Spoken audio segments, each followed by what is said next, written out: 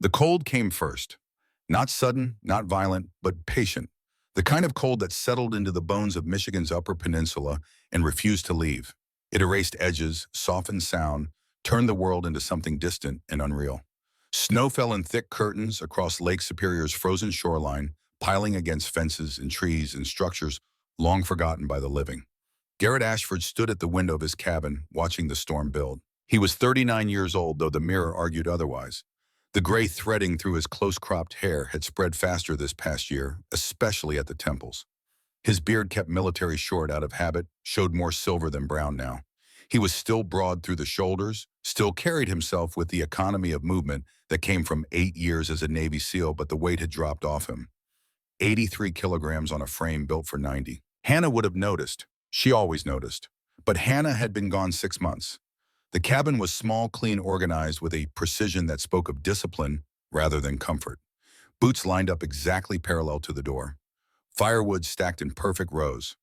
The bed made with hospital corners every morning, even though no one would see it, especially because no one would see it. These were the rituals that kept him functional, kept him moving forward when forward felt like the only direction left that didn't hurt. On the mantel above the fireplace sat a single photograph in a plain wooden frame. Hannah laughing at something he'd said, her dark hair catching sunlight. The photo had been taken 3 years ago, maybe 4, before the diagnosis, before the treatments that didn't work, before the drunk driver on an icy road finished what the cancer had started stealing from Garrett, even the chance to say goodbye. He turned away from the photo. That was another ritual. Look once in the morning, never again until tomorrow. Behind him, stretched across the worn rug in front of the fire, Kodiak lifted his head. The German shepherd's ears rotated toward the window, tracking something Garrett couldn't yet hear. At 6 years old, Kodiak was still powerful, still alert, but the years of military service had left their marks. A puckered scar ran along his left shoulder, where shrapnel had torn through muscle during his 3rd tour in Afghanistan. On cold mornings like this, the shoulder stiffened, made him favor his right side until the day warmed up. Garrett had adopted Kodiak from a military working dog rescue 2 years ago. The connection had been immediate, built on recognition rather than need. Both of them had served. Both of them had been retired before they were ready. Both of them understood what it meant to wake up every day and wonder what you were supposed to do with all the training, all the discipline, all the readiness that no longer had a purpose. "Just us today, boy," Garrett said, his voice rough from disuse. He hadn't spoken to another human in 3 days. "Standard patrol. Check the access road, clear any branches back before dark." Kodiak stood shook once from head to tail and moved to the door. No excitement, no bounding energy, just readiness. Garrett pulled on his heavy coat, wound a scarf around his neck, tugged a wool cap low over his ears. The thermometer outside read -12 Celsius. With the wind, it would feel closer to -25. The world outside was white and gray and silent. Snow fell steadily, not in flakes, but in frozen needles that stung exposed skin. The forest pressed close on 3 sides of the cabin, dense pine and birch, creating walls that seemed to absorb sound before it could travel. Lake Superior lay a quarter-mile to the north, that its surface locked under ice thick enough to walk on, though Garrett never did. Something about the lake in winter unnerved him.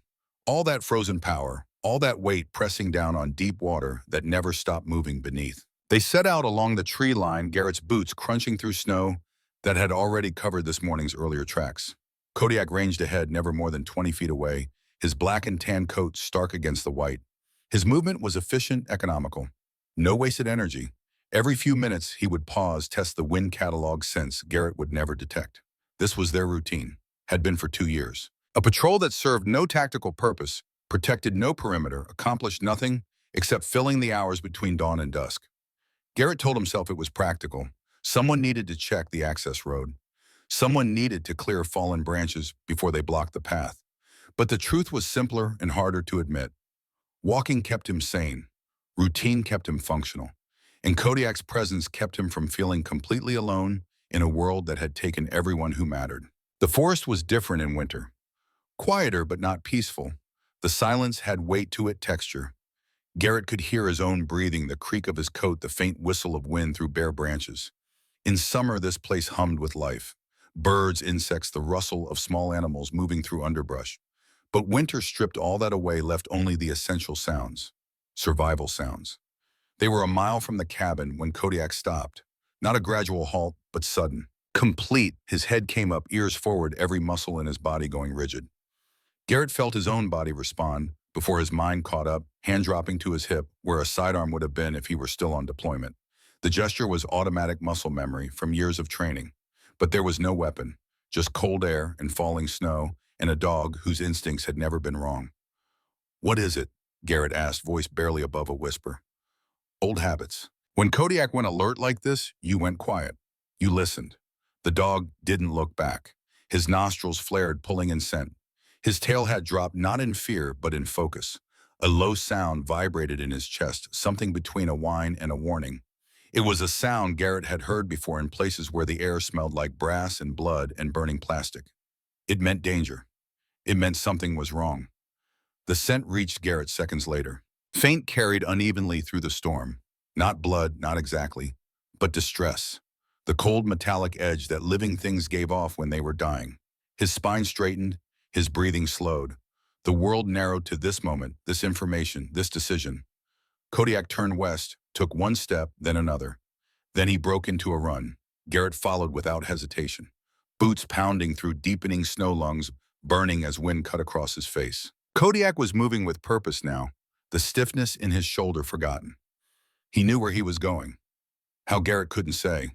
But 2 years together had taught him to trust the dog's judgment over his own. The terrain grew rougher. Trees thinned as the land sloped toward an old property line marked by rotting fence posts, half buried in drifts. Garrett's legs burned. His breath came in harsh gasps that crystallized in the air. But he kept moving, kept following the dark shape ahead of him, because Kodiak had never led him wrong, and because something in that scent, that metallic tang of suffering, had woken something in Garrett that had been sleeping for 6 months. Then the shed appeared. It was small, forgotten, the kind of structure that existed on the edges of property maps and in the vague memories of old-timers who might remember when it had been built. The roof sagged under the weight of accumulated snow. One door hung crooked on rusted hinges. The whole thing leaned slightly to the left, as if the ground beneath had given up trying to hold it upright. Kodiak reached it first, circling once with hackles raised, then planting himself at the entrance. He didn't bark, didn't growl, just stood there, body angled to block whatever was inside from getting out, or perhaps to block Garrett from getting in without preparation. Garrett approached carefully, heart pounding, not from exertion now, but from something older, something trained. His eyes scanned the area. Boot prints in the snow, mostly filled in but still visible. Recent, within the last 12 hours. Multiple sets. The tracks led to the shed, then away, heading south toward the old logging road. He moved to the door, put his hand on the warped wood and pushed. The cold inside was different, sharper, unnatural. The kind that settled where warmth had been denied too long. Garrett's eyes adjusted slowly to the dimness, and then he saw them. 3 German shepherds bound upright to separate wooden posts. Thick rope looped under their forelegs and across their chests, pulled tight, tied high. The knots were professional, deliberate, meant to hold weight without killing quickly, meant to restrain without leaving the kind of marks that would raise immediate questions. The first dog was nearest. Male, older, muzzle graying to white. His coat was black and tan matted with ice. His eyes were amber glass, dulled by exhaustion, but still watchful, still aware. He hung in the ropes with the patience of an animal who had learned long ago that struggle only made things worse. When Garrett stepped closer, the old dog's eyes tracked him, but he made no sound. No whine for help, no growl of warning, just watching, waiting. The second dog was to the right, female, younger, leaner. Her coat was lighter, more tan than black, and her left hind leg hung at an odd angle, toes barely touching the ground. The rope had rubbed her skin raw where it crossed her shoulders. Dried blood crusted dark against pale fur. She watched Garrett with an intelligence that hadn't yet learned despair. Her head was up, her ears forward, reading him, deciding if he was another threat or something different. The third dog was smallest, female, barely 2 years old by the look of her. She hung between the other two, head down, breathing shallow and uneven. Her coat was darker black with tan points, but frost had turned it white in patches. Her eyes were closed, lashes crusted with ice. The fine tremor running through her body had nothing to do with fear anymore. This was the body's last argument with cold. This was hypothermia reaching its final stages. For a fraction of a second, Garrett didn't move, couldn't move. The anger that surged through him was clean and precise, stripped of noise. The kind that sharpened focus instead of clouding it. This wasn't neglect. This wasn't someone who forgot to close a gate or failed to bring dogs inside before a storm. This was deliberate, This was execution dressed up as exposure. Someone had brought these dogs here, tied them with professional knots, and walked away knowing the blizzard would finish the job. He crossed the space in 3 strides, pulling the knife from his belt. The blade was 4 inches of carbon steel kept sharp enough to shave with. He cut the first rope with a single clean stroke, catching the old dog's weight as the tension released. The dog sagged against him, letting out a soft sound that might have been relief or might have been pain. Garrett eased him down carefully, mindful of joints that had been held in one position for too long. "Easy," he murmured. "I've got you." The second dog flinched when her rope gave way, but she stayed conscious, eyes locked on Garrett's face, tracking his movements, learning his smell, deciding whether to trust. The third dog barely reacted at all. Her body was frighteningly light in Garrett's arms. He could feel her heartbeat, faint and irregular, fluttering like a moth caught in a jar. Behind him, Kodiak moved, not barking, not making noise, just positioning himself between the open doorway and the cluster of dogs on the floor. Standing guard, blocking anything outside from reaching them. It was instinct, training, loyalty, all compressed into one simple action. Protect the vulnerable. Hold the line. Garrett wrapped his coat around the smallest dog, pressing his gloved hand against her chest. The heartbeat was there, but it was failing, slowing. He had minutes, maybe. Not long. "Stay with me," he said quietly, though he didn't know if she could hear. "You stay with me." He looked up at the other two dogs, the old male, the injured female, both watching him with eyes that held too much understanding. They knew what was happening, knew they were dying, but they weren't giving up. Not yet. Garrett made his decision in the space between heartbeats. He gathered the smallest dog closer, then turned to Kodiak. "Lead us home, fast as you can." The storm was worse on the way back. Wind had picked up, driving snow horizontal, turning the world into a white blur that erased landmarks and swallowed distance. Garrett moved by instinct and trust, following Kodiak's dark shape through the whiteness. The old male dog struggled behind him, stubborn, head high despite exhaustion. The injured female limped alongside, favoring her damaged leg but refusing to stop. And in Garrett's arms, wrapped in his coat, the smallest dog's heartbeat kept fluttering, kept fighting. The cabin emerged from the storm like a promise the world wanted to break. Garrett kicked the door open, carried the small dog straight to the fireplace, laid her on the blankets he'd left there this morning. Kodiak herded the other two inside, then took up position near the door, watching, waiting. Garrett's hands moved automatically, running through procedures he'd learned in the field medicine courses a decade ago. Check airways, check circulation, assess core temperature. The small dog's body was cold, so cold, her breathing barely moved her ribs, but she was still alive, still fighting. He built up the fire, careful not to make it roar. Too much heat, too fast, could kill her as surely as the cold. He used chemical warmers from his emergency kit, placed them carefully near her core, wrapped her in layers of blankets. He checked the other two dogs, found the old male suffering from severe hypothermia and joint pain, found the young female's leg was broken, swollen, infected, where the rope had rubbed through skin. For the next 2 hours, Garrett worked. He cleaned wounds. He stabilized the broken leg with splints made from kindling and strips of cloth. He massaged circulation back into stiff limbs, counting breaths, monitoring heart rates, using every skill he'd ever learned about keeping living things alive in hostile conditions. And slowly, incrementally, it worked. The old male's breathing steadied, color returned to his gums. The injured female let Garrett touch her leg without flinching, some deep instinct telling her he was trying to help. And the smallest dog, the one who'd been closest to death, opened her eyes, just for a moment, just long enough to look at Garrett with eyes that held a question so quiet it felt sacred. "Are you real?" Garrett leaned forward, careful not to crowd her, his voice softer than he intended. "Hey," he whispered. "You're okay. You're here." She blinked once slowly. Her gaze shifted to Kodiak, confirming the warmth beside her, then back to Garrett as if choosing to believe.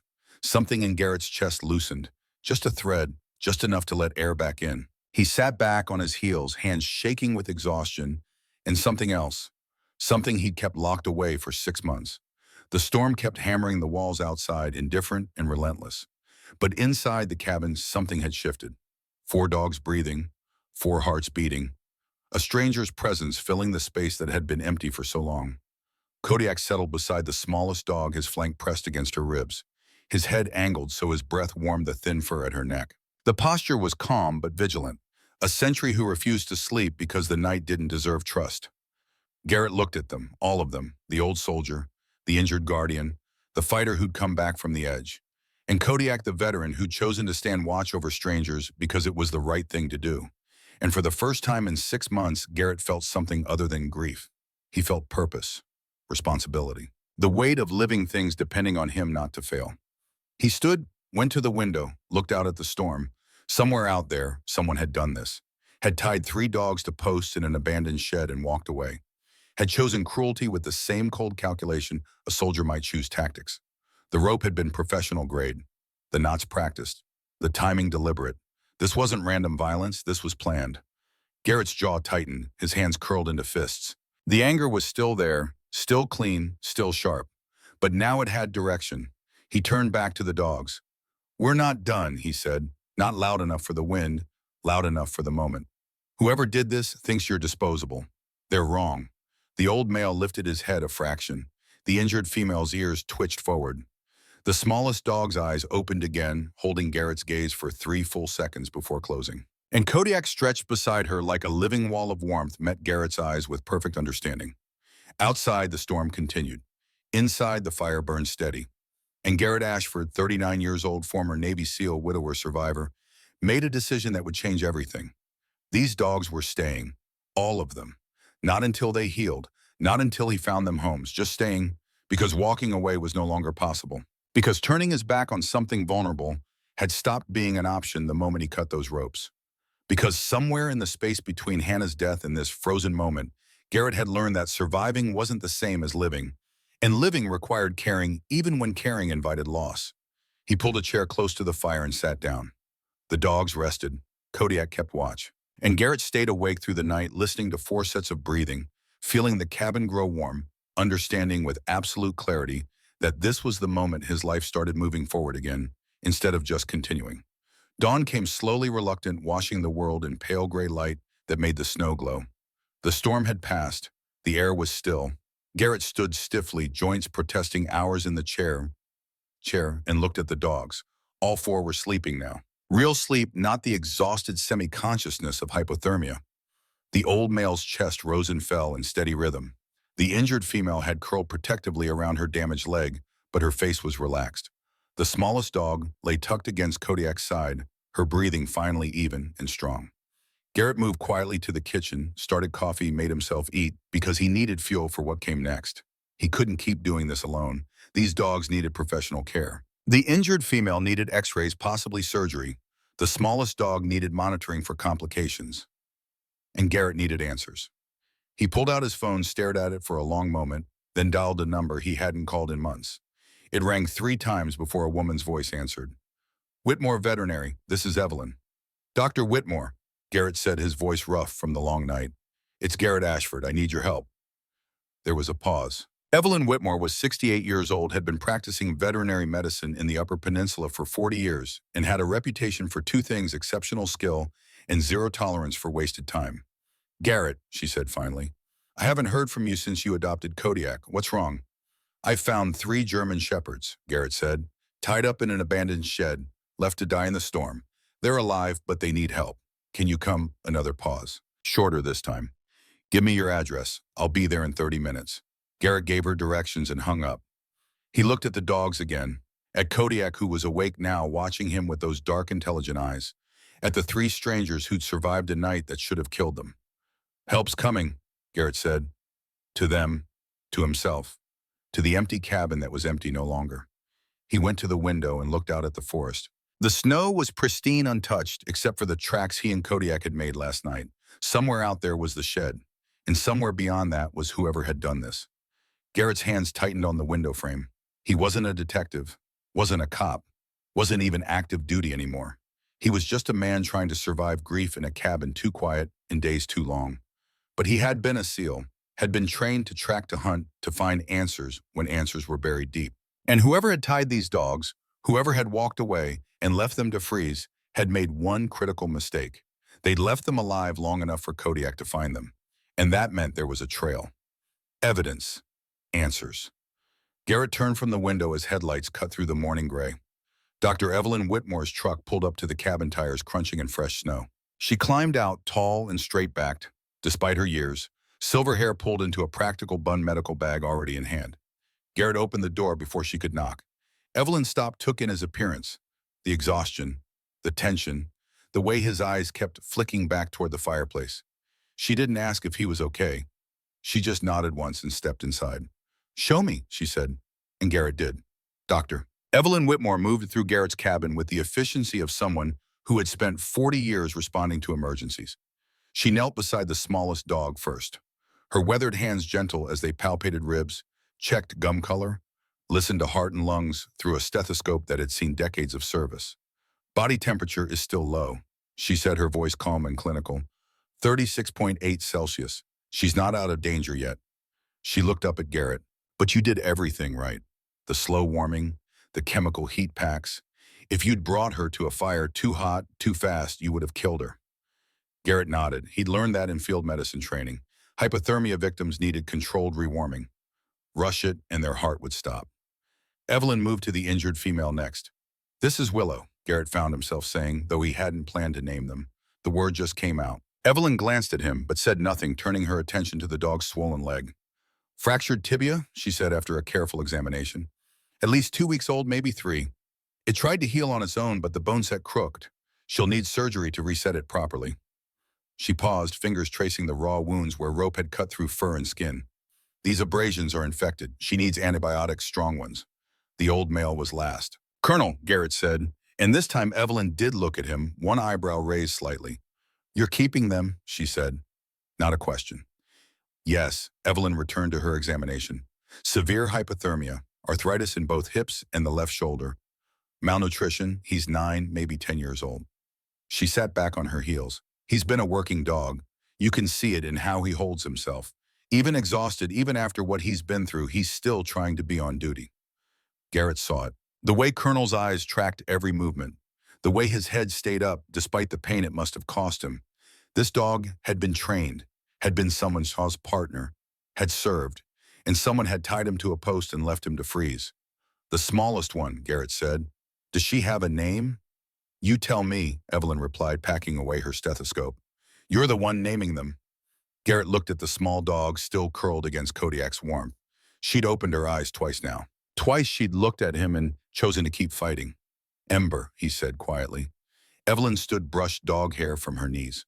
"Ember needs monitoring for the next 72 hours. Any complications from hypothermia usually show up in the first 3 days. Willow needs surgery within the week, or that leg will never heal right. Colonel needs pain management and a diet plan to get weight back on him safely." She pulled a prescription pad from her bag, started writing. "I'll give you antibiotics for Willow, anti-inflammatories for Colonel, instructions for Ember's care." She tore off the pages, handed them to Garrett. "But Garrett, this is going to be expensive. 3 dog surgery medications, follow-up care. We're talking thousands of dollars." "I'll manage," Garrett said.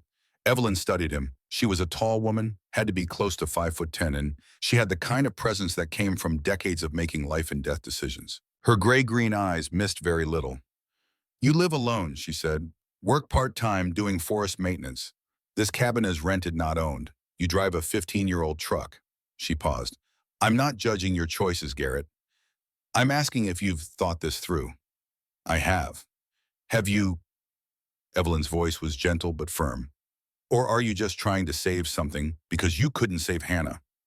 The words landed like a physical blow. Garrett's jaw tightened. For a long moment he didn't speak. Couldn't speak. Behind him, Kodiak rose to his feet, sensing the tension. "That's not fair," Garrett said finally. "No," Evelyn agreed, "but it's honest." She set her medical bag down, moved to the window. "I lost my husband 5 years ago. Heart attack. Dropped dead in the barn while feeding horses. I found him 3 hours later." She didn't turn around. "For 6 months after I took every emergency call that came in. Middle of the night didn't matter. Barely slept, barely ate, threw myself into work because if I stopped moving, I'd have to feel everything I was running from." She turned to face Garrett. "My daughter finally sat me down and asked if I was trying to save animals or trying to save myself. I didn't have a good answer." Garrett looked at the 3 dogs. At Ember, barely alive 12 hours ago. At Willow, watching him with those intelligent eyes. At Colonel, still on guard even in his exhaustion. "Maybe it's both," he said quietly. Evelyn considered this. Then she nodded. "Maybe it is." She picked up her bag. "I'll come back tomorrow to check on them. In the meantime, keep Ember warm. Make sure they all drink water, even if you have to use a syringe to get it into them. And Garrett, she paused at the door. Call me if anything changes. Anything. After she left, Garrett sat in the chair by the fire. Kodiak returned to his position beside Ember. Colonel rested with his chin on his paws. Willow had fallen into real sleep, the kind that came when pain finally eased enough to allow it. The cabin was quiet except for the crackling fire and the sound of breathing. 4 dogs, 1 man, all of them survivors of different wars. Garrett's mind turned to the shed, to the rope, to the professional knots and the boot prints in the snow. Evelyn's medications and instructions were necessary, vital even. But they weren't enough. Someone had done this. Someone had decided these 3 lives were worth less than the effort of finding them homes or even the cost of humane euthanasia. He stood moved to the small desk in the corner, pulled out a notepad, started writing down what he remembered. The type of rope, industrial-grade plastic-coated steel core. The knots, bowline variations tied by someone who knew what they were doing. The boot prints, size 11 or 12 treaded pattern consistent across all the prints he'd seen. Then he remembered something else. When he'd cut the ropes away, there'd been a scrap of something caught in the fibers. He'd shoved it in his pocket without thinking. Garrett pulled out his coat, searched the pockets, found it. A torn piece of vinyl, maybe 2 inches square. One side was printed with partial letters. Ter Ken was all that remained. Kennel. This had come from a kennel. Garrett sat down, opened his laptop. The internet connection was slow this far out, but it worked. He searched for kennels in the Upper Peninsula. Dozens of results. He narrowed it down to those within 50 miles. Still too many. He tried a different approach. Search for kennels that had closed recently. That list was shorter. 3 in the past year. He clicked through their websites looking for anything that matched. The third one stopped him cold. Cutter Kennel, professional breeding and training services. The website was bare bones, hadn't been updated in months. But there in the corner of one photo, Garrett could see a stack of vinyl signs leaning against a wall. The font matched the scrap in his hand. Randall Cutter. The name meant nothing to Garrett, but a quick search pulled up a business registration. The kennel had operated for 12 years, then filed for closure 4 months ago. No explanation given. Garrett leaned back in his chair. 4 months ago, right around the time these dogs would have been taken if they'd been tied up and left recently. The timeline fit. He looked at Colonel Willow and Ember. Professional breeding operation. 3 German shepherds. All of them showed signs of training, of discipline. They weren't pets. They were working dogs. Or they had been. A knock at the door pulled Garrett from his thoughts. Kodiak's head came up, but he didn't growl. Whoever was outside the dog didn't consider them a threat. Garrett opened the door to find Vernon Pike standing on the porch, snow dusting his coat. Vernon was 62, had lived in the area his whole life, worked the mines until they closed, and then worked odd jobs to survive. He was compact and weathered, with a face that had been shaped by hard work and harder winters. Heard you had some excitement, Vernon said, stamping snow from his boots. Evelyn stopped by my place on her way back to town. Said you found some dogs in trouble. News travels fast, Garrett said, always does out here.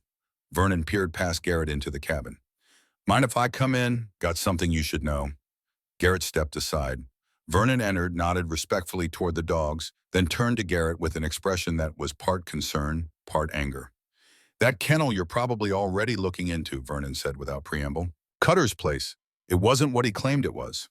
Garrett's attention sharpened. What do you mean? Vernon pulled off his cap, worried it between his hands. My nephew, he's a deputy over in Marquette County. He told me off the record, mind you, that they've been watching Cutter for 2 years. Suspected he was running something on the side. Not breeding for families or police departments. Something else. What kind of something else? Vernon met Garrett's eyes. Fighting dogs. There's a circuit runs through Michigan, Wisconsin, Minnesota. Illegal as hell, but profitable if you know the right people. They breed dogs specifically for it. Train them young, the ones that don't have the temperament for fighting.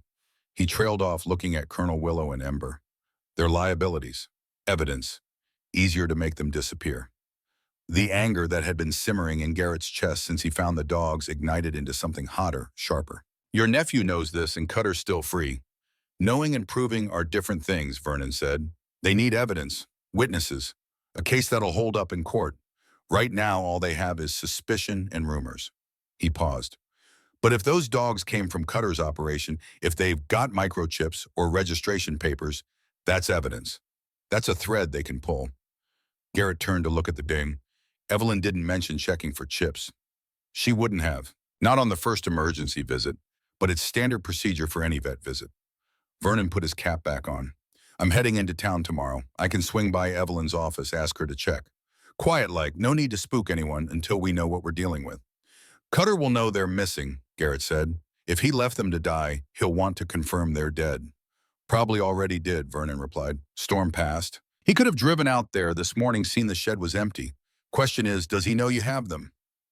It was a good question. Garrett thought about the boot prints leading away from the shed. They'd headed south toward the old logging road. If Cutter had come back to check, he would have seen Garrett's tracks. Kodiak's paw prints, the disturbed snow where Garrett had carried the dogs out. He knows, Garrett said quietly. Vernon nodded. Then you need to be careful. Men who run dogfighting rings, they don't stop at animal cruelty. They're connected to other things, bad things. You start asking questions, you might not like the answers you get. I'm not asking questions, Garrett said. I'm keeping 3 dogs alive, that's all. Vernon studied him for a long moment. Hannah would be proud of you, he said finally. What you're doing here. Taking in strays, fighting for something that can't fight for itself. He moved toward the door, paused with his hand on the knob. But Garrett don't mistake kindness for weakness. Men like Cutter, they see compassion as something to exploit. You watch yourself. After Vernon left, Garrett stood at the window and watched the old man's truck disappear down the access road. The forest was quiet. The sky was that peculiar gray that promised more snow. Everything looked peaceful. But Garrett had learned in 8 years as a SEAL that peace was often just violence waiting for the right moment. He returned to his laptop, started digging deeper into Randall Cutter's background. Property records, business licenses, any legal filings. What he found painted a picture of a man who'd stayed just on the right side of the law for over a decade, but barely. Complaints from neighbors about noise. Animal control called out twice, found nothing actionable. A lawsuit from a family who claimed a dog they'd purchased was aggressive, settled out of court. And then 4 months ago, everything stopped. No business activity, no complaints. The website went dark. Randall Cutter had closed up shop and disappeared. Except he hadn't disappeared. Not really. Men like that didn't just walk away from profitable operations. They adapted. They moved. They found new ways to continue doing what they'd always done. Garrett's phone buzzed, a text from Evelyn. Check my records. All 3 dogs have microchips. Registered to Cutter Kennel. I'm required to report found dogs to the registered owner within 24 hours. What do you want me to do? Garrett stared at the message. 24 hours. That was how long he had before this became official. Before Randall Cutter would be notified that his dogs were alive and in someone else's care. He typed back, "Can you wait? Give me time to figure this out." The response came quickly. "I can wait until tomorrow evening. After that, I'm legally obligated. I'm sorry, Garrett." Tomorrow evening, less than 36 hours. Garrett looked at the dogs again. Colonel had shifted, was now lying on his side, finally allowing himself to truly rest. Willow's breathing had evened out the antibiotics already starting to work. Ember was still curled against Kodiak, but her color was better, her heartbeat stronger. They'd survived the cold, survived being left to die, survived the night that should have killed them, and Garrett would be damned if he let them go back to the man who'd tried to murder them. He picked up his phone, dialed Vernon's number. "Vernon," he said when the old man answered, "that nephew of yours, the deputy, I need to talk to him tonight if possible." There was a pause, then Vernon said, "I'll make the call. Expect him around 8. Garrett hung up, checked his watch. 4 hours. He had 4 hours to decide how much he was willing to risk, how far he was willing to go, how much of his old life he was willing to resurrect in order to protect 3 dogs who'd become something more than strays in the space of a single day. Outside, the wind picked up. The first flakes of new snow began to fall. And Garrett Ashford, former Navy SEAL widower survivor, stood at the edge of a decision that would define everything that came after. The dogs slept. Kodiak watched. And the cabin, which had been a tomb for 6 months, slowly transformed into something else. A fortress, a sanctuary, a line in the snow that said not one step further. Deputy Silas Drummond arrived exactly at 8, driving an unmarked pickup instead of his patrol vehicle. He was 41, lean in the way of men who ran every morning, regardless of weather. His face was weathered but honest, the kind that hadn't learned how to hide what it felt. Vernon had come with him, made the introductions in Garrett's small kitchen, while the dogs rested in the main room. "Vernon says you found 3 German shepherds tied up in the old Miller shed," Silas said, accepting the coffee Garrett offered. "Says you think they came from Randall Cutter's kennel." "They're microchipped," Garrett replied. "Registered to him. Evelyn Whitmore confirmed it. Silas's jaw tightened. We've been trying to build a case against Cutter for 2 years. Every time we get close, evidence disappears. Witnesses change their stories. He's got connections, not just local, state level. What kind of connections? The kind that make investigations go away, Silas said carefully.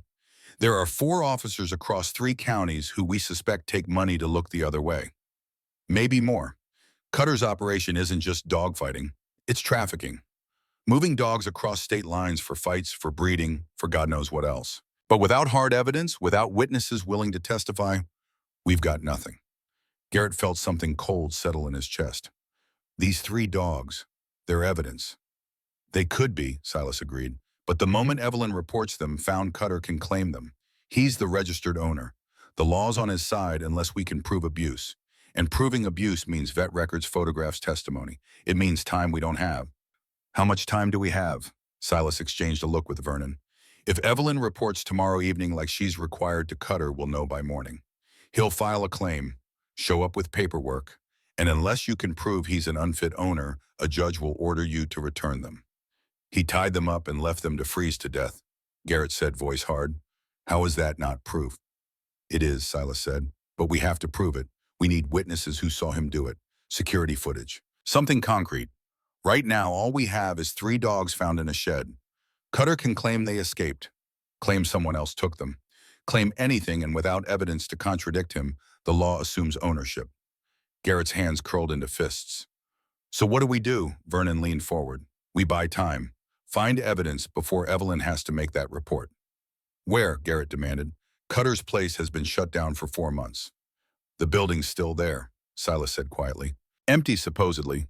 But Vernon's right. We need evidence. We need proof that ties these specific dogs to abuse. And we need it fast. Garrett looked at both men. You're talking about breaking and entering. I'm not talking about anything, Silas said carefully. I'm a law enforcement officer. I can't condone illegal activity. He paused. But if someone happened to find evidence of animal cruelty and reported it to the authorities, well, that would be their civic duty. The implication hung in the air. Vernon cleared his throat. I'm an old man with insomnia. Sometimes I take drives late at night, see interesting things. Garrett understood what they were offering, what they were asking. They couldn't do this officially, couldn't risk their positions, their ability to help in ways that mattered. But they could look the other way while someone else did what needed doing.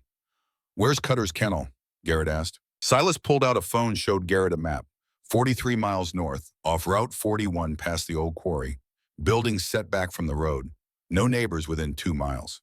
He zoomed in on a satellite image. Main kennel building, storage shed, office. All locked up tight. Garrett studied the layout. It was isolated.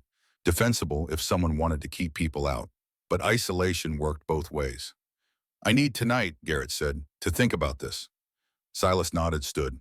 That's all any of us can ask. He handed Garrett a card with a personal cell number written on the back. If you need anything, for the dogs, for whatever, you call me. After they left, Garrett sat in the quiet cabin and looked at Colonel Willow and Ember. They were sleeping peacefully now. Finally warm, finally safe. Kodiak had moved to the door, was sitting at attention, staring out into the darkness like he could sense what was coming. Garrett had 2 choices. He could let the law take its course. Report the dogs found, hope that Evelyn's documentation and his testimony would be enough to prevent them from being returned to Cutter.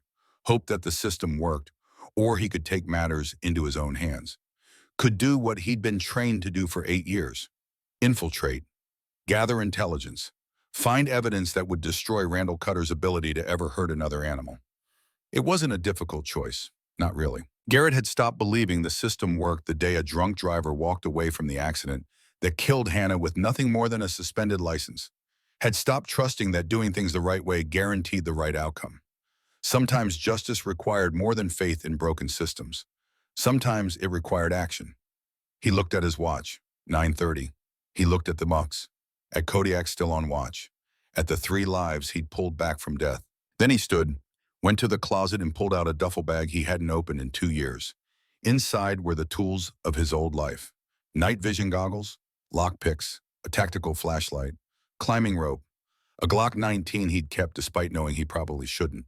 All the equipment of a man who'd once been very good at going places he wasn't supposed to be and finding things people didn't want found.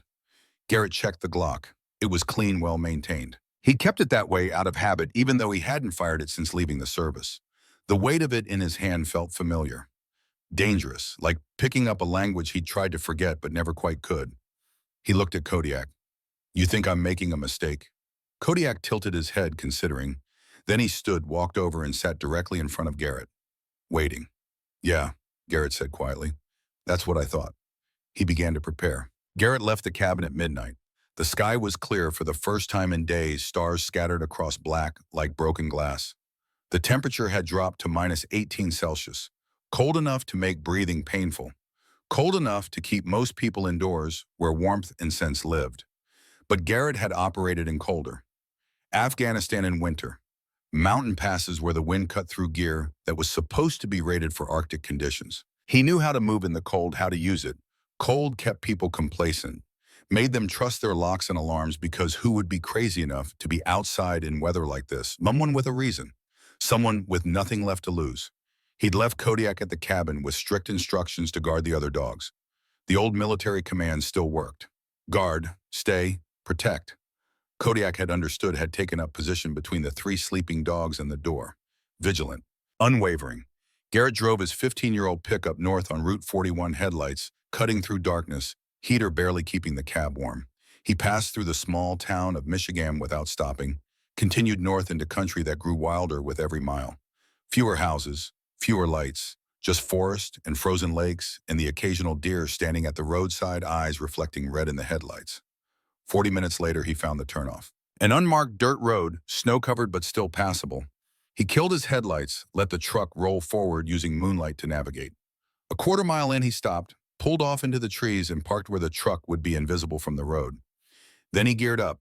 Night vision goggles hung around his neck, lock picks in his left pocket, tactical flashlight in his right, the Glock secured in a shoulder holster under his coat. He moved like he was suiting up for a mission, because that's what this was, a mission. Objective, gather evidence. Rules of engagement, avoid contact. Extraction plan, be gone before anyone knew he was there. The kennel building appeared through the trees. Single-story corrugated metal siding, flat roof heavy with snow. No lights, no vehicles. The windows were dark, some boarded over. The place looked abandoned, forgotten. But Garrett knew better than to trust appearances. He circled the perimeter first, staying in the tree line, watching. Looking for cameras, motion sensors, tripwires, anything that would indicate someone was still monitoring this location. 5 minutes. 10. Nothing moved. Nothing triggered.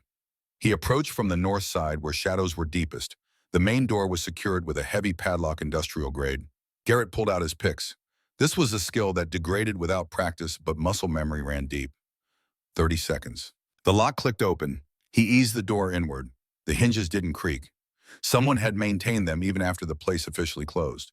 That told Garrett something. This building wasn't as abandoned as it appeared. Inside, the air was different, colder than outside somehow, and stale.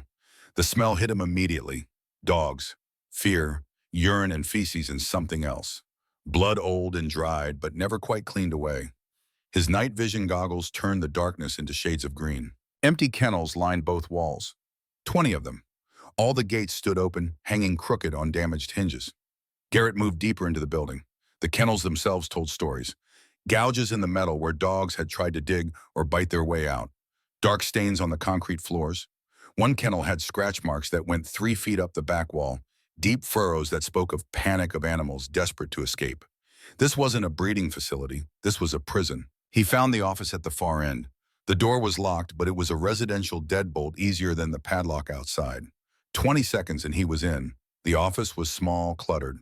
A desk covered in papers, filing cabinets, a computer, old, the kind that was probably bought used 5 years ago. Garrett pulled out his tactical flashlight, risked a brief flash of light to scan the walls. What he saw made his blood run cold. Photographs, dozens of them, pinned to a corkboard like trophies. Dogs in fighting pits. Dogs with injuries that should have killed them. Dogs standing over other dogs that hadn't survived. And in several photos, men, watching, betting, celebrating. Garrett recognized some of the faces, not personally, but types. Men who wore violence like cologne, who found entertainment in suffering.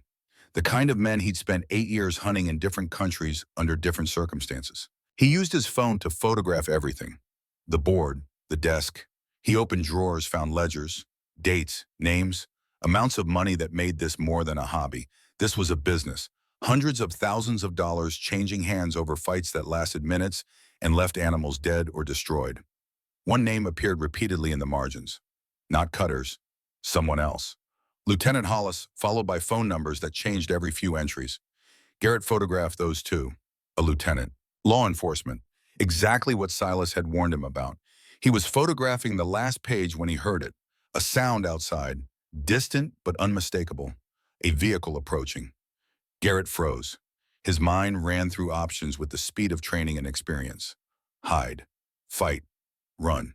The building had one entrance. If someone came in the front, he'd be trapped. But there'd been windows. Boarded over, but boards could be removed.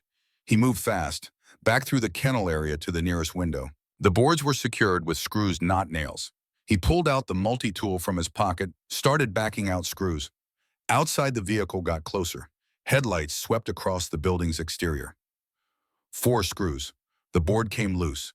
Garrett pushed it aside, squeezed through the window space. It was tight, his shoulders barely fitting.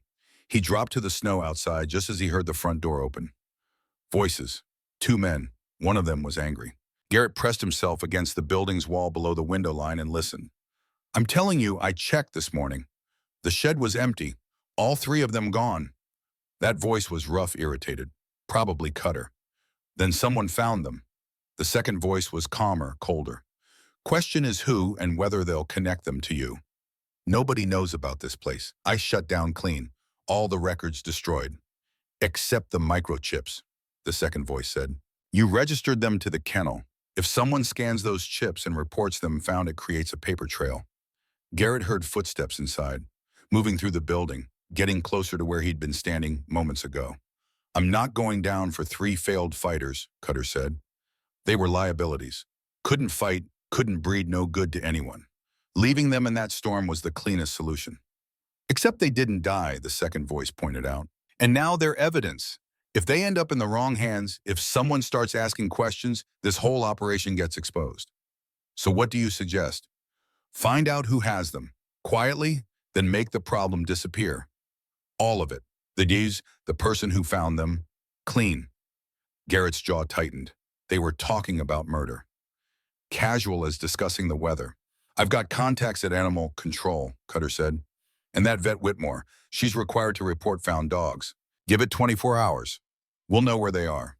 And then we handle it, same as we handle everything." The voices moved away deeper into the building. Garrett didn't wait to hear more. He moved low and fast, keeping the building between himself and where he'd heard the vehicle. Made it back to the tree line. Paused there, controlling his breathing, watching. A pickup truck, dark blue, maybe 10 years old. No front plate. Rear plate covered in mud, deliberately obscured. 2 figures visible through the lit windows of the office. Cutter was the larger of the 2, heavy-set, moving with the aggression of a man used to intimidating others. The second figure was harder to make out at first, but when he turned toward the light, Garrett got a clear view. Mid-40s, clean-shaven, wearing a heavy jacket over what looked like tactical pants. The posture was unmistakable. Law enforcement or military. When the man's shifted light caught a badge clipped to his belt. State Police Shield. Lieutenant Derek Hollis. Had to be. Garrett raised his phone, zoomed, the camera captured both faces. Cutter matched the photos he'd found online. Hollis was tall, maybe 6'2", with the build of someone who still worked out regularly. Dark hair going gray at the sides. The kind of face that looked trustworthy. The kind of cop people would believe. They drove away 10 minutes later. Garrett waited another 15 to be sure they were gone, then returned to the building. He'd left through this window. He needed to secure it again so they wouldn't know someone had been here. The screws went back in quickly. From outside, the board looked undisturbed. Then he retreated to his truck, started the engine, let it warm while he reviewed the photos he'd taken.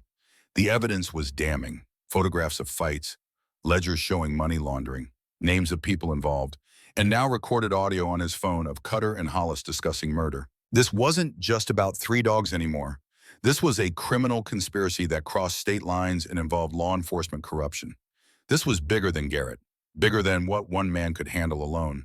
But one man could start the avalanche. He drove back to the cabin mine, working through next steps. The evidence needed to reach the right people. But carefully, if Hollis was involved, then others might be too. Cutter had said contacts plural. That meant the corruption ran deeper than one lieutenant. The cabin appeared through the trees at 2:30 in the morning. Garrett Park killed the engine, sat for a moment in the silence. His hands were steady now. The mission was complete. Intelligence gathered. Objective achieved. He opened the door to find Kodiak standing exactly where Garrett had left him, positioned between the three sleeping dogs in the entrance. The dog's tail wagged once, acknowledging Garrett's return, but he didn't abandon his post. Garrett locked the door, checked the windows, drew the curtains. Basic security measures, because the conversation he'd overheard made one thing clear: these men would kill to protect their operation. And Garrett had just made himself a target. He sat down at his desk, uploaded the photos and audio to his laptop, created multiple backups, one to a USB drive, one to cloud storage, one emailed to an account he'd set up years ago for exactly this kind of situation. If something happened to him, if this went wrong, the evidence would still exist.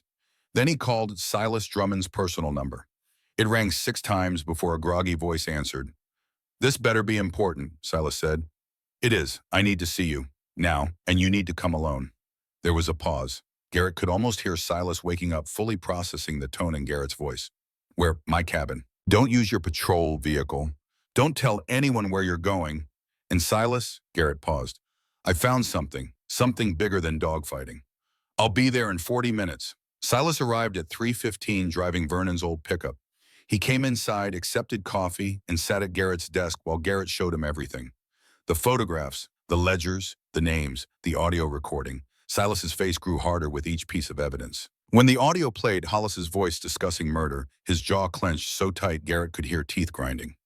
"Derek Hollis," Silas said when it finished. "State police, 22 years on the force, decorated, respected." He looked at Garrett, and corrupt as hell apparently. "You know him." "Worked a case with him 3 years ago. Interstate trafficking investigation. It fell apart. Key evidence disappeared. Witnesses recanted." Silas rubbed his face. "Now I know why. What do we do with this?" Silas was quiet for a long moment. "This evidence was obtained illegally. Breaking and entering, no warrant. I can't use it in court directly." He held up a hand before Garrett could object. "But I can use it to know where to look legally. I can get warrants based on anonymous tips. And I know someone who can help. FBI agent Patricia Reeves. She handles public corruption cases. This is exactly what she's trained for." "How long will that take?" "If I call her now, she could be here by morning.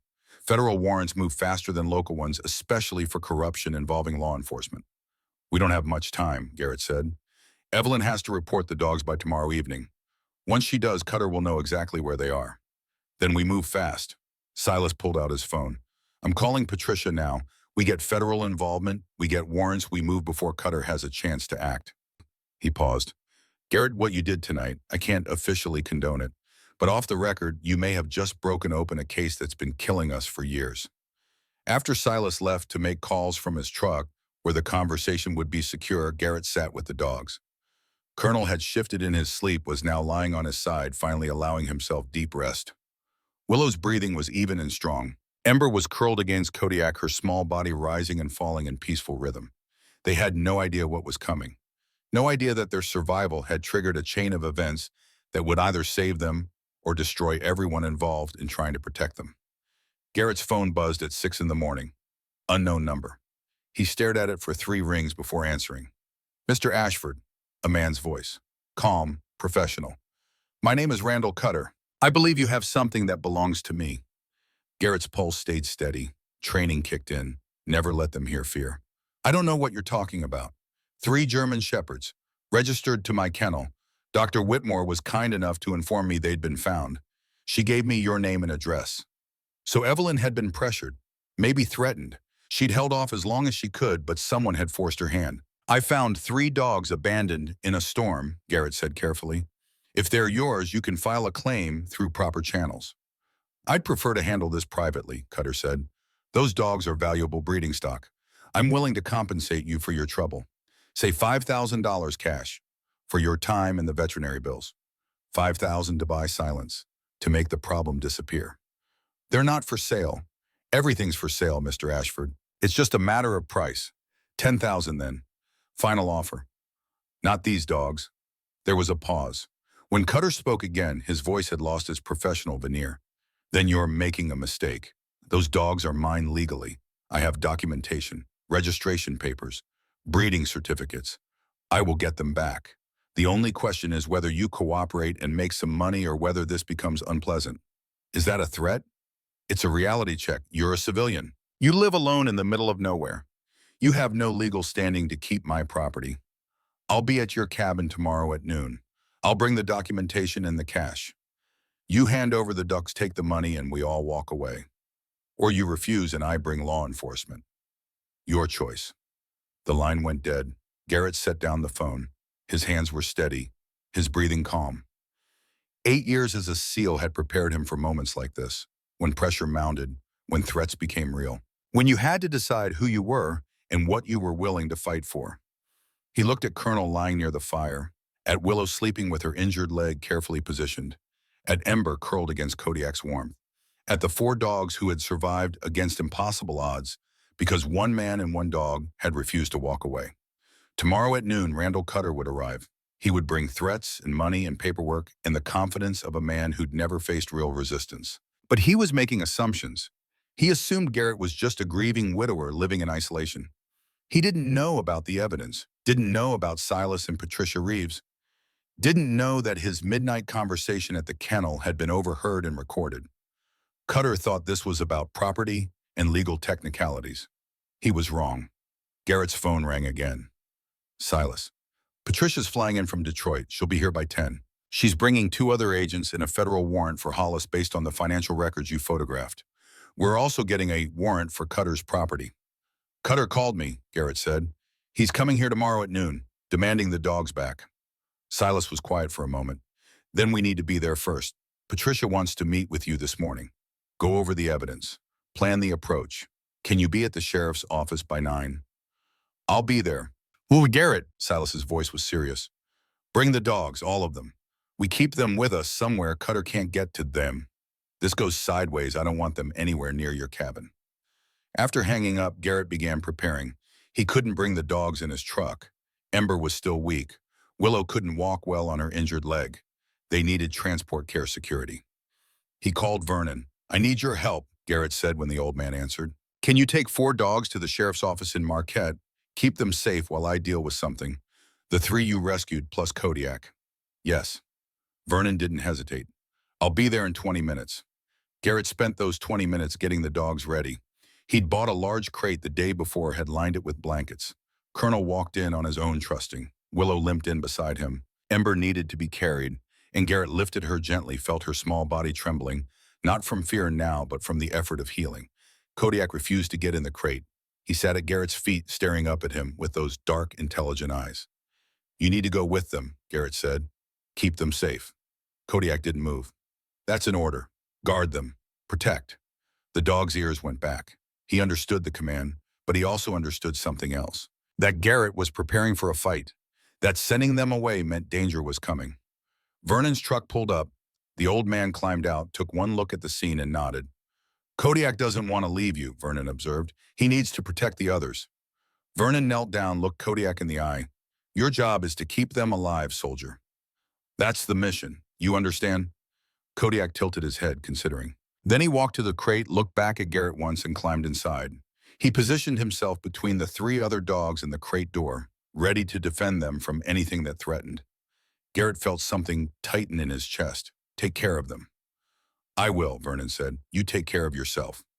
After they left, Garrett stood in the empty cabin. It was quiet in a way it hadn't been since he'd brought the dogs home. The silence pressed in, familiar and unwelcome. For 6 months after Hannah died, this silence had been his constant companion. He'd almost forgotten how much he hated it. But this time the silence wasn't permanent. This time he was fighting for something that would fill it again. He went to his closet, pulled out the gear he'd packed away 2 years ago. Body armor, civilian grade, but effective. Extra magazines for the Glock, a tactical knife. Everything he'd kept from his military days, maintained out of habit, even though he'd never expected to need it again. He wasn't planning for a firefight, but he'd learned in 8 years of combat that plans changed. That being prepared was the difference between going home and going home in a box. At 8:30, he drove to Marquette. The sheriff's office was a low brick building on the edge of town, practical and weathered. Silas met him at the door, led him to a conference room where 2 people waited. The first was a woman in her mid-40s dressed in a dark suit, FBI credentials clipped to her belt. She had the kind of face that had seen too much and learned not to show it. Sharp eyes, steady hands, Patricia Reeves. The second was Vernon, who'd apparently decided this meeting required his presence. Mr. Ashford, Patricia said, extending her hand, thank you for coming, and thank you for the evidence. It's the break we've needed on Hollis for over a year. Garrett shook her hand. How much trouble am I in for breaking into that kennel? Patricia smiled, but it didn't reach her eyes. Officially, I don't know anything about how you obtained this evidence. Unofficially, you did what needed doing. Sometimes that's how justice works. She spread the photos Garrett had taken across the conference table. Derek Hollis has been under investigation for 18 months. We suspected corruption but couldn't prove it. These financial records tie him directly to the dogfighting operation. The photos put him at the scene. And the audio recording, she played Cutter and Hollis's conversation about making problems disappear. That's conspiracy to commit murder. What's the plan, Garrett asked. We execute warrants simultaneously. My team hits Hollis's house and office at 10:30. Local police supervised by federal agents to prevent evidence tampering hit Cutter's property at the same time. We bring them both in before either knows the other's been arrested. Cutter's coming to my cabin at noon, Garrett said. Patricia nodded. I know. Silas told me. That's actually perfect. We let him come. We have agents waiting. He shows up to threaten you. We arrest him on the spot with witnesses present. It makes the case even stronger. You want to use me as bait. I want to catch him in the act of intimidation and attempted theft. But yes, that requires you to be there when he arrives, and Garrett considered this. What about the dogs? Cutter's going to demand them back. He has registration papers, which become irrelevant the moment we arrest him for animal cruelty, Patricia said. The dogs are evidence in a federal investigation. They'll be held in protective custody until the case is resolved. And given what Dr. Whitmore has documented about their condition when you found them, no judge will order them returned to someone facing felony charges. Vernon leaned forward. What if Cutter doesn't come alone? What if he brings Hollis or others? Then we arrest them all, Patricia said simply. I'll have 4 agents positioned around Garrett's cabin, unmarked vehicles. They'll move in the moment Cutter makes a threat or attempts to take the dogs by force. Silas cleared his throat. There's something else you should know. Vernon's been doing some investigating of his own. He nodded to the old man. Vernon pulled out a USB drive. Called in a favor from my nephew. He's been documenting suspicious activity around Cutter's operation for 2 years. Security footage from businesses near the old kennel. Traffic camera data. Nothing that would hold up in court on its own, but combined with what Garrett found. He plugged the drive into a laptop, pulled up video files. This is from 4 months ago, 2 weeks before Cutter officially shut down. The video showed Cutter's kennel at night. A truck pulled up. 3 men got out. They went into the building, came out 20 minutes later carrying crates. Dog crates. The truck drove away. We ran the plates, Vernon said. Trucks registered to an address in Wisconsin. Property owned by someone with 3 prior convictions for animal fighting. Patricia took the USB drive. This is good. This shows ongoing criminal activity even after the supposed shutdown. There's more, Vernon said. He pulled up another file. This one was timestamped 6 days ago. This is from a security camera at a gas station 40 miles from here. The video showed Cutter and Hollis getting into Cutter's truck together. The timestamp was 2 in the morning. The night before you found the day, Vernon said, looking at Garrett. The pieces clicked together. Cutter and Hollis had been at the kennel that night, had likely been the ones to transport Colonel Willow and Ember to the shed, had tied them up and left them to die in the storm. And Vernon had evidence of them together in the right location at the right time. Mr. Pike, Patricia said, you've just handed me everything I need to put both of these men away for a very long time. At 10:15, Garrett drove back to his cabin. Patricia's agents were already in position, invisible in the forest around the property. He'd been fitted with a wire, a small device taped to his chest that would record everything said. The cabin felt different without the dogs. Empty, but also cleaner, somehow. Like he'd stripped away everything non-essential and was left with just the mission. Protect the innocent. Stop the guilty. Simple mathematics. He made coffee. Sat in the chair by the fireplace where Ember had almost died 3 days ago. 3 days. That's all it had been. 72 hours since Kodiak had found those dogs. Since Garrett's life had tilted on its axis and started moving in a new direction. Hannah would have liked this. She'd always said he was at his best when he had something to protect, someone to fight for. That's why he'd been such a good SEAL. Not because he loved violence, but because he loved the people violence protected. At 11:45, a vehicle approached. Garrett stood, moved to the window. Cutter's truck, the same one from the gas station video. He wasn't alone. Two other men were in the cab with him. Garrett's phone buzzed. A text from Patricia. "We see them. 3 subjects. Stand ready." The truck stopped. Cutter climbed out first, followed by 2 men who had the look of hired muscle. Not cops, not military. Just men comfortable with intimidation and violence. But Hollis wasn't with them. That was interesting. Either Hollis was being careful keeping distance or he'd already been arrested. Garrett didn't know which. Cutter walked to the door. Knocked. 3 hard strikes.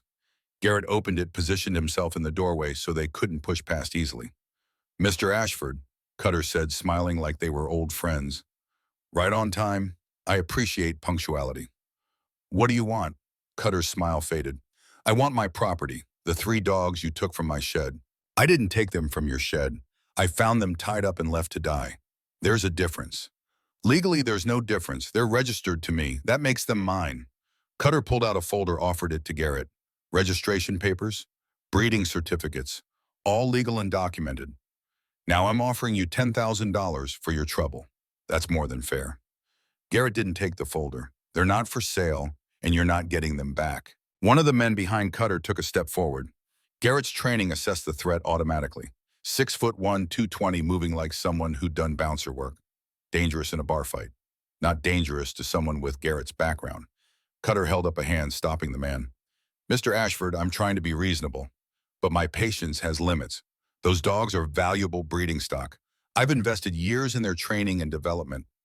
I'm not walking away empty-handed." "You already walked away," Garrett said. "You walked away and left them to freeze to death. That ended your claim to them." Cutter's face hardened. "You can't prove that." "Actually, I can." A new voice spoke from behind the truck. Patricia Reeves stepped into view, FBI credentials held high. "Randall Cutter, you're under arrest for animal cruelty conspiracy to commit animal fighting and intimidation of a witness." 4 more agents appeared from the tree line, weapons drawn but pointed down. Cutter spun, eyes wide, calculating. The 2 men with him raised their hands, immediately smart enough to recognize federal agents. "This is harassment," Cutter said. "I came here to legally reclaim my property." "You came here to threaten Mr. Ashford into silence," Patricia said. She nodded to one of the agents who moved forward with handcuffs. "We have recordings of you discussing murder. We have evidence of animal fighting operations across 3 states. And as of 1 hour ago, we have Derek Hollis in custody, and he's very interested in making a deal." That hit Cutter like a physical blow.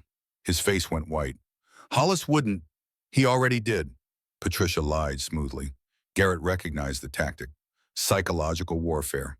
Make the suspect think their partner had betrayed them, watch them scramble to save themselves. "He's giving us names, locations, financial records. You want to spend the rest of your life in federal prison? Or do you want to talk?" Cutter's jaw worked. Garrett could see the calculation happening. Weigh options, assess odds, decide whether loyalty or self-preservation mattered more. "I want a lawyer," Cutter said finally. "Smart choice," Patricia gestured to her agents. "Take him." As Cutter was led to an unmarked vehicle, hands cuffed behind his back, he looked at Garrett. The rage in his eyes was pure and undiluted. "This isn't over." "Yes," Garrett said quietly. "It is." After the vehicles drove away, Patricia stayed behind. She stood with Garrett on the cabin's porch, watching the forest return to silence. "Hollis was arrested at his home this morning," she said. "We found financial records, encrypted communications evidence of at least 17 dogfighting events over 4 years. He's facing federal racketeering charges. He'll spend the rest of his life in prison." "What about the others?" Cutter mentioned contacts. "People who helped him." "We've identified 6 other individuals involved in the operation. 4 law enforcement officers across 3 counties. 2 kennel owners in Wisconsin and Minnesota. Warrants are being executed as we speak." She paused. "This operation you stumbled into, it was bigger than we thought. Hollis wasn't just protecting dogfighting. He was running it. Cutter was middle management." Garrett absorbed this. "How many dogs?" "We've recovered 23 so far from various locations. More expected as we process evidence. Most of them are in bad shape. Some won't make it." Patricia looked at him. "But 3 of them are alive because you refused to walk past a shed in a snowstorm. That matters, Mr. Ashford. That matters more than you know." After she left, Garrett sat on the porch steps. The sun was high, the temperature had risen to -5. Snow dripped from the cabin's roof. Somewhere in the forest, a bird called. Life continuing, indifferent to human drama. His phone rang. Vernon. "They're asking for you," the old man said. "The docs, Kodiak especially, won't settle down. I think they know something happened. I'm on my way." The sheriff's office had set up a temporary holding area in a large conference room. Kodiak, Colonel Willow, and Ember were there along with Evelyn, who'd come to check on them. The moment Garrett walked in, Kodiak was on his feet. The dog crossed the room in 3 bounds, pressed against Garrett's legs, tail wagging so hard his whole body shook. "Hey, boy," Garrett said, kneeling down. I know, it's done. We're safe." Colonel limped over slower, but no less certain. Willow followed, and Ember, still weak but stronger than she'd been 3 days ago, let out a small sound that might have been joy. Evelyn approached, hands in her coat pockets. "Silas told me what happened. About the arrests." She paused. "I'm sorry I had to report them. The law requires—" "You did what you had to do," Garrett said, "and it worked out. Patricia used it to spring the trap. They're saying this could be the biggest dogfighting bust in Michigan history, possibly in the whole region." "It's not about the size of the bust," Garrett said, running his hand along Colonel's graying muzzle. "It's about these three, and the others who will be saved because of this." Evelyn was quiet for a moment. Then she said, "Patricia told me the dogs will be in federal custody for a few weeks while the case is built. After that, if no one else claims them—" She trailed off. "No one else will claim them," Garrett said firmly. "They're mine, all 3 of them. That's a lot of responsibility. 4 dogs. The medical bills alone, I'll manage." Evelyn studied him. "You know what this means? Taking on 3 traumatized animals with medical needs. It means structure, routine, care. It means you can't just disappear into grief anymore. It means showing up every day." "I know." "Good." She smiled a real smile. "Because I think you need them as much as they need you." 3 weeks later, the legal situation resolved exactly as Patricia had predicted. Cutter and Hollis both pled guilty in exchange for reduced sentences. 30 years for Hollis, 20 for Cutter. Neither would be eligible for parole. The investigation had expanded to uncover a network spanning 5 states. 14 additional arrests, 47 dogs recovered. Of those, 39 survived. 8 had been too damaged, too broken, and had to be euthanized. Garrett attended a memorial service organized by the local animal rescue. 8 small markers in the frozen ground. 8 lives that mattered. But 39 had survived, and 3 of them were coming home. Garrett had spent the weeks preparing. He'd cleared the old storage shed behind his cabin, winterized it, converted it into proper housing. 3 large kennels individually heated, a common area where they could socialize. Medical supplies, comfortable bedding. Vernon had helped. So had Judith and several others from town. The community had rallied around this project, seeing in it something bigger than 3 dogs. They saw redemption, second chances, hope. On a Tuesday morning in early February, Evelyn called. "They're ready," she said. "I'm bringing them home." She arrived at noon. Garrett opened the truck to find Colonel sitting tall despite his arthritis, Willow with her leg properly healed and splinted, and Ember curled in the back, sleeping peacefully. "Colonel's doing well on the arthritis medication," Evelyn reported. "Willow's leg will need another month of restricted activity, but it's healing straight. And Ember—" She paused, glanced at Garrett. "Ember has a surprise for you."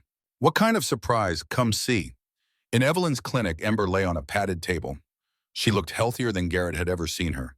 Coat glossy, eyes bright, and beneath the table in a special warming box, 5 small shapes moved.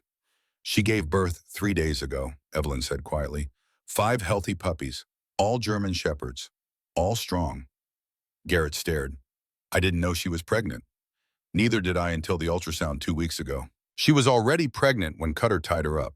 "Which means—" Evelyn let the implication hang. "Which means abandoning her wasn't just animal cruelty. It was attempted destruction of a pregnant animal." Garrett's voice was hard. "That's a felony in Michigan." "It is. Patricia has already amended the charges. Cutter's looking at an additional 5 years." Evelyn moved to the warming box, lifted out one of the puppies. It was tiny, eyes still closed, making small sounds.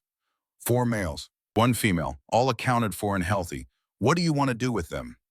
Garrett looked at the puppies, at Ember watching him with trusting eyes, at the life that had survived against every odd. "We keep them," he said, "until they're old enough to be adopted. And we make sure they go to good homes, people who will treat them right. That's a lot of work, raising 5 puppies plus caring for 3 adult dogs." "I know." Garrett met her eyes. I'll need help. Evelyn smiled. I thought you'd never ask. I've been looking for a project.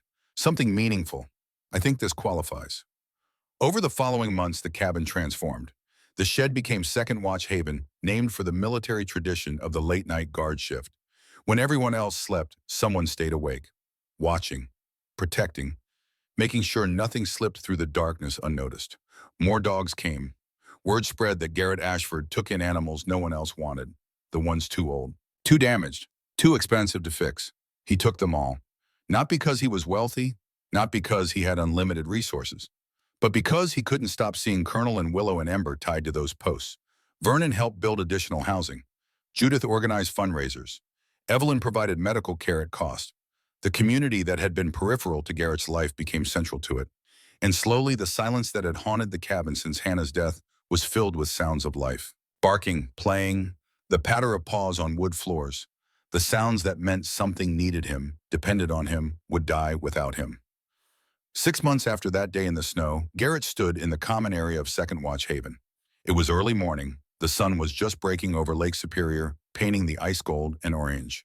Around him, 11 dogs moved and played and existed in the safety he'd built for them. Colonel lay near the wood stove, content in his old age to supervise rather than participate. Willow had become the disciplinarian, correcting younger dogs when they got too rowdy.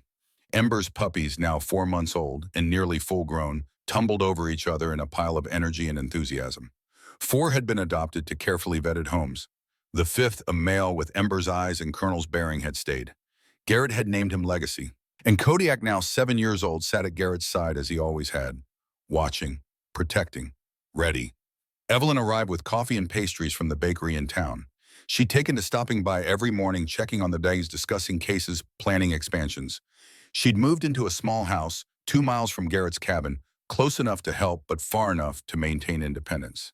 They'd never discussed what their relationship was, weren't partners in the romantic sense. But they were partners, bound by purpose and respect, in the shared understanding that some things mattered more than being alone. Got a call this morning, Evelyn said, handing Garrett coffee. 3 dogs abandoned in northern Wisconsin. Owner arrested for domestic violence.